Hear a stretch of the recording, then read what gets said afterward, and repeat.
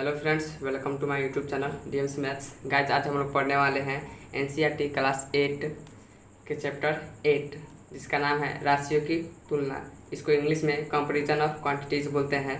तो चलिए स्टार्ट करते हैं।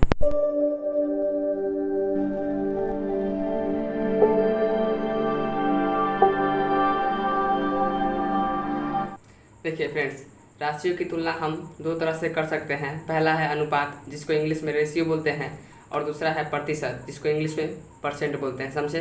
अनुपात का चिन्ह कुछ इस प्रकार है और प्रतिशत का चिन्ह कुछ इस प्रकार है। समझे? तो चलिए हम लोग बारी बारी से समझ लेते हैं।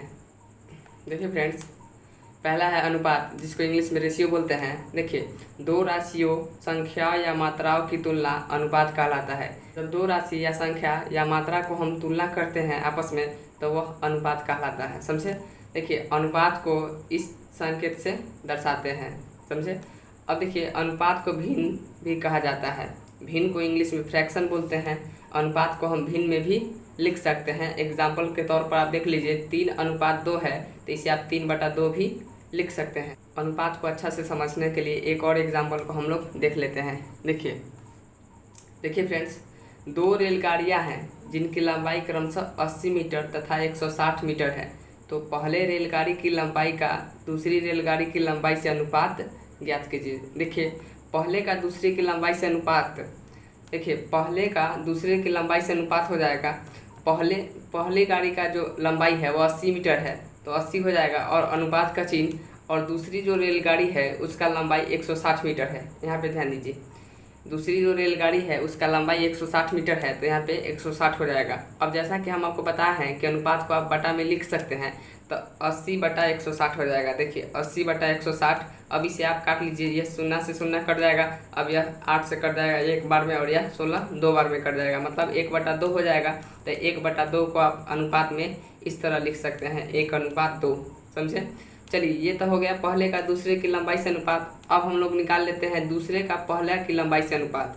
देखिए, दूसरे रेलगाड़ी का पहले रेलगाड़ी की लंबाई से अनुपात हो जाएगा। दूसरा का लंबाई है 160 मीटर, तो 160 हो जाएगा, अनुपात का चिन्ह। उसके बाद पहले का लंबाई है 80 मीटर, तो 80 हो जाएगा। समझे?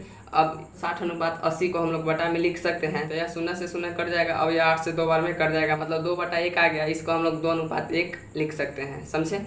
चलिए फ्रेंड्स, अब आपके बुक में कुछ क्वेश्चंस दिए हैं। देखिए, नीचे कुछ राशियों के उदाहरण दिए गए हैं। बताइए उनमें से किन किन राशियों के अनुपात आप निकाल सकते हैं। देखिए, 200 मीटर व 15 सेकेंड, 200 मीटर व 15 सेकेंड को अनुपात में बदलना है।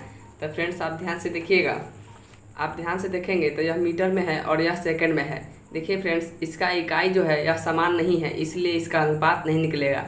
अनुपात निकालने के लिए हमेशा इकाई समान होना चाहिए। समझे? देखिए, यहाँ पे यह मीटर में है और यह सेकंड में है। मीटर दूरी को दर्शाता है और सेकंड समय को दर्शाता है, तो इसका इकाई सेम नहीं है, इसका इकाई समान नहीं है, इसलिए इसका अनुपात नहीं निकलेगा। समझे? तो पहला का अनुपात नहीं निकलेगा। अब देखिए, दूसरा का है 15 किलोमीटर व 7000 मीटर। तो देखिए, इस किलोमीटर भी दूरी को दर्शाता है और मीटर भी दूरी को दर्शाता है। इसका जो इकाई है वह समान है। समझे? तो इसका अनुपात निकल जाएगा। इसको हम लोग सबसे पहले क्या करेंगे, यह किलोमीटर में है और यह मीटर में है, तो किलोमीटर को हम लोग मीटर में बदल लेंगे या मीटर को किलोमीटर में बदल लेंगे। समझे? तो हम लोग आसान पड़ेगा, आपको कुछ नहीं करना है, इस मीटर को आप किलोमीटर में बदल लीजिए। तो ये 7000 है, तो 7 किलोमीटर हो जाएगा। समझे? तो 15/7 हो जाएगा। देखिए, यह हो जाएगा 15 किलोमीटर है और बटा में 7000 मीटर है। इसका मतलब है 7000 मीटर है, तो 1 किलोमीटर में 1000 मीटर होता है, तो 7000 किलोमीटर है, तो 7 किलोमीटर हो जाएगा। समझे? तो 15/7 हो जाएगा। तो यह 15/7 हो जाएगा। इसको आप अनुपात में ऐसे लिख सकते हैं, 15:7। समझे? चलिए, अब तीसरा है 170 सेंटीमीटर व 165 सेंटीमीटर। तो इसे आप देखिए, दोनों का इकाई जो है वह समान है, तो इसे आप लिख लीजिए अनुपात में 170:165। अब अनुपात को आप बटा में लिख सकते हैं, तो 170/165। समझे? अब 5 से इसे आप काट सकते हैं, 5 से यह कट जाएगा 33 बार में, और 5 से यह 34 बार में कट जाएगा। समझे? तो 34:33 आपका आंसर हो जाएगा। समझे आप? चलिए फ्रेंड्स, अब अगला है, देखिए 500 रुपये व 250 व्यक्ति। फ्रेंड्स इसका जो अनुपात होगा वह नहीं निकलेगा। क्यों नहीं निकलेगा? क्योंकि इसका जो इकाई है वह समान नहीं है। यहाँ पे रुपए में है और यहाँ पे रुपए में है और यहाँ पे व्यक्ति में है, समझे? तो इसका इकाई समान नहीं है, इसलिए इसका अनुपात नहीं निकलेगा। समझे आप? राशियों की तुलना करने का दूसरा विधि है प्रतिशत, जिसको इंग्लिश में परसेंट बोलते हैं। जब हम किसी राशि या मात्रा की तुलना 100 से करते हैं तो वह प्रतिशत कहलाता है। समझे? जब हम किसी राशि या मात्रा की तुलना 100 से करते हैं तो वह प्रतिशत कहलाता है। चलिए, नहीं समझ में आया आपको? एग्जाम्पल से हम आपको समझाते हैं। देखिए, राकेश को अंग्रेजी की परीक्षा में 52% अंक प्राप्त हुआ। इसे भिन्न में बदलना है। देखिए कैसे बदलेंगे। 52% अंक प्राप्त हुआ। अब 52% जब भी प्रतिशत का बात आएगा तो 100 का चर्चा जरूर होगा। समझे? 100 में प्रतिशत हम 100 में निकालते हैं। देखिए, तो यह 52/100 हो जाएगा। इसे हम लोग भिन्न में बदल दिए। समझे? चलिए, अब देखिए प्रतिशत को समझने के लिए हम एक और एग्जाम्पल का सहारा लेते हैं। देखिए फ्रेंड्स, आपके बुक में क्वेश्चन है, किसी गांव में रहने वाले 150 युवा लोग में से 40% युवा लोग नौकरी में, 20% व्यवसाय में, 15% शिक्षा प्राप्ति में एवं शेष कृषि कार्य में लगे हैं। तो बताइए, और में पूछ रहा है कितने प्रतिशत युवा लोग कृषि कार्य में लगे हैं। समझे? देखिए फ्रेंड्स, क्वेश्चन है कितने प्रतिशत युवा लोग कृषि कार्य में लगे हैं। समझे? तो देखिए क्वेश्चन आपका कहा कुल युवा है 150, जिसमें नौकरी 40% है और व्यवसाय 20% है। समझे? और शिक्षा 15% है और कृषि आपसे पूछ रहा है प्रतिशत व्यक्ति कृषि कार्य में लगे हुए हैं। तो देखिए फ्रेंड्स, कुछ नहीं करेंगे, हम लोग 40, 20 और 15 को जोड़ लेंगे। समझे? तो 40 और 20 को जोड़ेंगे 60 और 60 और 15 को जोड़ लेंगे 75। अब हम लोग को क्या करना है, 100 में से 75 को घटा लेना है। समझे? तो 100 में से 75 को हम लोग घटा लेंगे तो कितना हो जाएगा, 25। मतलब कृषि कार्य में 25% आदमी लगे हुए हैं। समझे? चलिए, अब दूसरा आपसे पूछा नौकरी करने वाले युवा और शिक्षा प्राप्त करने वाले युवा लोगों का अनुपात क्या है। देखिए, नौकरी करने वाले युवा, नौकरी कितने परसेंट है, 40%। तो 150 का 40 यानी कि 150 गुने 40/100 हो जाएगा। समझे? अब यह 0 से 0 कट जाएगा। अब 15 से आप और यह 0 से 0 कट जाएगा। समझे? अब देखिए, ये 15 चौक 60 हो जाएगा। मतलब 60 व्यक्ति हो गए नौकरी वाले। समझे? अब आपको क्या कह रहा है, नौकरी करने वाले युवा और शिक्षा प्राप्त करने वाले युवा। शिक्षा में 15% है तो 150 का 15% आप निकाल लेंगे तो 150 गुने 15/100 कर लेंगे। अब यह 0 से 0 कट जाएगा। समझे? अब देखिए 5 से आप कटा लीजिए, यह 5 से 3 और 5 से यह 2 बार में कट जाएगा। अब 15 से 45 हो जाएगा। अब 45 से बटा यह 2 हो जाएगा, मतलब 22.5 हो जाएगा। अब अनुपात निकालना है तो देखिए, नौकरी वाले और शिक्षा वाले का अनुपात निकालना है। तो पहले नौकरी वाले को लिखेंगे, उसके बाद शिक्षा वाले को लिखेंगे। देखिए 60 और बटा में 22.5 हो जाएगा। अब दशमलव यहाँ से हटाएंगे तो ऊपर में 1 0 आ जाएगा। समझे? अब देखिए आपको कुछ नहीं करना है। अब आप इसे काट लीजिए। 5 से यह कट जाएगा 120 बार में, फिर 5 से यह कट जाएगा 45 बार में। समझे? देखिए, अब फिर 5 से यह कट जाएगा 9 बार में, फिर 5 से कट जाएगा यह 24 बार में। समझे? अब देखिए यह 3 से कट जाएगा 3 बार में, 3 से यह 8 बार में कट जाएगा। मतलब 8/3 आ गया। कहने का मतलब है 8:3 आपका आंसर हुआ। मतलब नौकरी और शिक्षा वाले का अनुपात क्या हुआ, 8:3। समझे? वैसे ही अगला प्रश्न है, किस किस कार्य में सबसे अधिक युवा लोग और सबसे कम युवा लोग लगे हैं। देखिए आप ध्यान से, तो सबसे अधिक किसका परसेंटेज है, तो सबसे अधिक है 40%। तो मतलब यह सबसे अधिक युवा इसमें लगे हैं, नौकरी में लगे हुए हैं। सबसे अधिक युवा नौकरी में लगे हुए हैं और सबसे कम युवा इसमें लगे हुए हैं, शिक्षा में। सबसे कम युवा इसमें लगे हैं। समझे? सबसे अधिक युवा नौकरी में लगे हुए हैं और सबसे कम युवा शिक्षा में लगे हुए हैं। समझे आप प्रतिशत? चलिए फ्रेंड्स, अगला है एकीकृत नियम, यूनिटरी मेथड। समझे? देखिए, वह विधि जिसमें हम पहले एक इकाई का मान ज्ञात करते हैं और फिर वांछित इकाइयों का मान ज्ञात करते हैं, एकीकृत विधि या यूनिटरी मेथड कहलाती है। समझे? देखिए, आपको समझ में नहीं आया तो चलिए इसे हम लोग एग्जाम्पल से समझ लेते हैं। देखिए एग्जाम्पल है, 5 कलमों का मूल्य 35 रुपये है तो 12 कलमे का मूल्य ज्ञात करें। देखिए 5 कलमों का मूल्य कितना है, 35 रुपये है। तो आप इसे पहले लिख लीजिए, 5 कलमों का मूल्य 35 रुपये है। अब देखिए ध्यान से, यह 5 कलमों का मूल्य जब 35 रुपये है तो एक कलम का मूल्य आप निकालिए। एक कलम का मूल्य कितना हो जाएगा? एक कलम का मूल्य हो जाएगा 35/5, समझे। अब ये 5 से कट जाएगा या 7 बार में कट जाएगा। अब देखिए आप ध्यान से, एक कलम का मूल्य कितना आ गया? 7 रुपये, समझे। तो 12 कलम का मूल्य आप निकाल लेंगे आसानी से। एक कलम का मूल्य है 7 रुपये, तो 12 कलम का मूल्य हो जाएगा 12 गुने 7, समझे। यह हो जाएगा 12 गुने 7। 12 कलम का मूल्य क्या हो जाएगा? 12 गुने 7 मतलब 84 हो जाएगा, समझे। यूनिटरी मेथड आपको समझ में आया? एक एक नियम समझ में आया आपको? चलिए अब हम लोग एक्सरसाइज के प्रश्नों को हल करते हैं। चलिए फ्रेंड्स, देखिए एक्सरसाइज 8.1 का पहला क्वेश्चन है, सरल अनुपात ज्ञात कीजिए। हम लोग को अनुपात निकालना है और कुछ नहीं करना है। देखिए पहला में पूछा है 14 मीटर का 7 मीटर 35 सेंटीमीटर से, समझे। तो फ्रेंड्स अनुपात निकालने से सबसे पहले हम लोग क्या करेंगे? इकाई देख लेंगे। इकाई क्या है? इकाई सेम है तब अनुपात निकालेंगे, नहीं तो नहीं निकालेंगे। देखिए इसका भी इकाई मीटर है और इसका भी मीटर है, और लेकिन यहाँ पे 35 सेंटीमीटर है, समझे। तो हम लोग क्या करेंगे? सभी को सेंटीमीटर में पहले बदल लेंगे, उसके बाद अनुपात निकाल लेंगे। देखिए 1 मीटर बराबर होता है 100 सेंटीमीटर। यहाँ पे साइड में हम लिख लेते हैं 1 मीटर बराबर कितना होता है? 100 सेंटीमीटर होता है, समझे। तो यहाँ पे 14 मीटर है तो 1400 सेंटीमीटर हो जाएगा। कितना हो जाएगा? 1400 सेंटीमीटर, समझे। अब देखिए 1400 सेंटीमीटर, अब यह 7 मीटर 35 सेंटीमीटर है, तो 7 मीटर मतलब 700 सेंटीमीटर, और 700 में 35 जोड़ लेंगे तो 735 हो जाएगा, समझे। 735 हो जाएगा। फ्रेंड्स जब हम लोग हल करते हैं तो इकाई नहीं लिखते हैं। अब देखिए अब हम लोग कुछ नहीं करना है, अब इसे हम लोग कटा लेंगे। यह 5 से कट जाएगा। फ्रेंड्स देखिए यह 5 से कट जाएगा 147 बार में, और यह 5 से कट जाएगा 280 बार में, समझे। फ्रेंड्स अब देखिए यह 7 से कट जाएगा, यह 7 से यह 40 बार में कट जाएगा, फिर 7 से यह 21 बार में कट जाएगा, मतलब 40/21 आ जाएगा। तो इसको हम लोग ऐसे लिख सकते हैं 40/21, समझे। अब अगला है, देखिए अगला है 3 रुपये का 80 पैसे से। तो 1 रुपये में जब 100 पैसा होता है, 1 रुपये में कितने पैसा?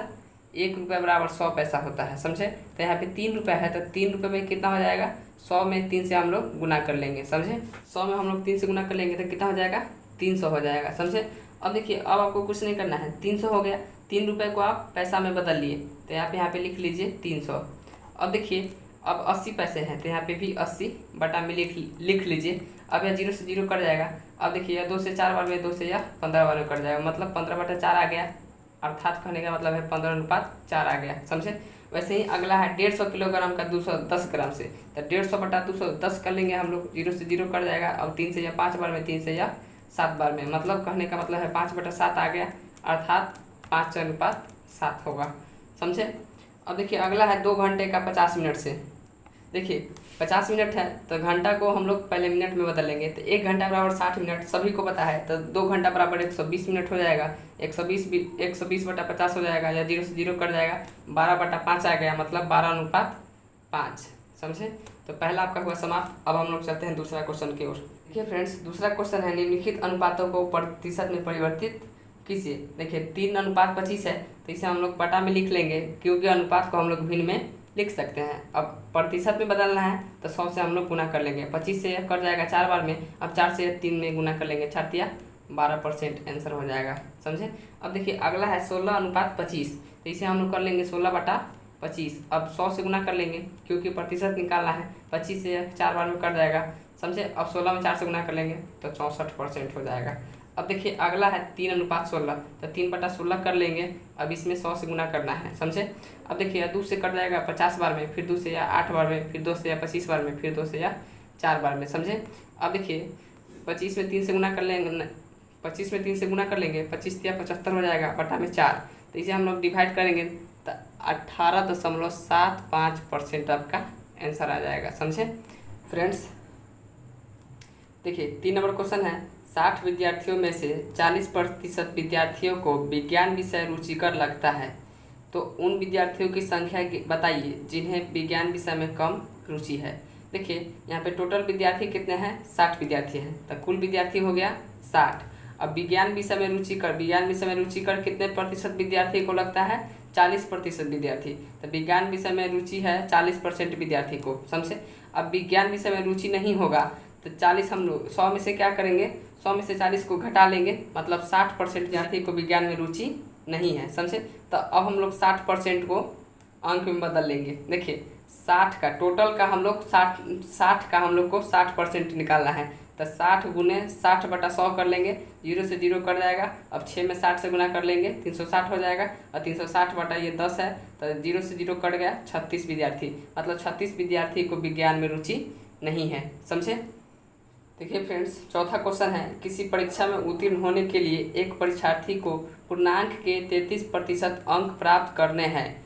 उसे 225 अंक मिले, जो कि 33% से 6 अंक कम थे। बताइए परीक्षा में पूर्णांक क्या था। क्वेश्चन आपसे पूछ रहा है परीक्षा में पूर्णांक क्या था। तो आप जो आपसे पूछेगा उसको आप मान लीजिए। माना कि परीक्षा का पूर्णांक x है, समझे। और छात्र ने कितना अंक प्राप्त किया, 225। छात्र ने 225 अंक प्राप्त किया। अब उसको चाहिए 33 अंक प्राप्त कर 33% अंक प्राप्त करने हैं, समझे। तो 33% से 6 अंक कम वह प्राप्त किया। जब उसका 225 आया तो 33% से उसका 6 अंक कम था, समझे।